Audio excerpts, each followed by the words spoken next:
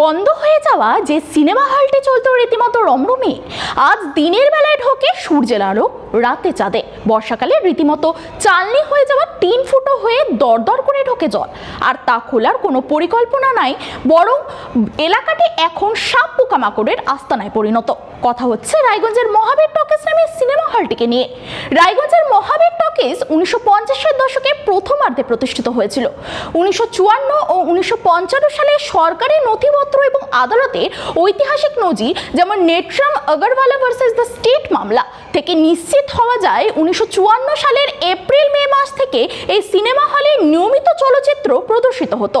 এই সিনেমা হলে কত বাংলা, হিন্দি চলচ্চিত্র প্রদর্শিত হয়েছে তার ইয়ত্তা নেই। বাবা তারকনাথ নামে সিনেমা 100 দিনেরও বেশি চলেছিল এই সিনেমা হলে। নিয়মিত টিকিট ব্ল্যাকেও বিক্রি হতো।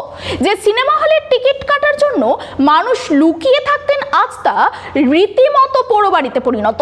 একটা সময় ব্যালকনিতে টিকিট কাটার জন্য মানুষ টিকিট কাউন্টারে মূল্য ঢুকিয়ে হাপিত্তেশ করতেন। আজ 3 ফুটো হয়ে ঝরঝর করে জল পড়ছে সেই বসার আসনগুলির ওপর।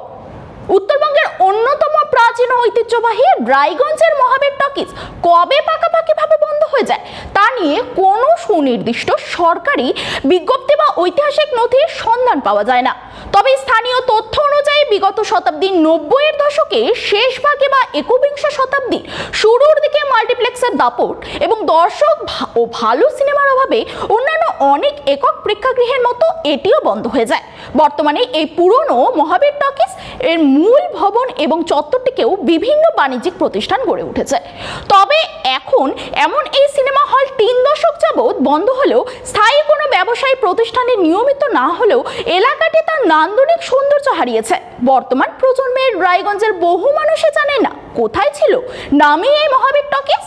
জনসংখ্যা বৃদ্ধির পাশাপাশি এই অঞ্চলটিও নান্দনিক সৌন্দর্য ফিরে পাক, এমনটাই কামনা রায়গঞ্জের মানুষের। নিয়মিত নিত্য নতুন ভিডিও পেতে নজর রাখুন টাইমস 14 বাংলার পর্দায়।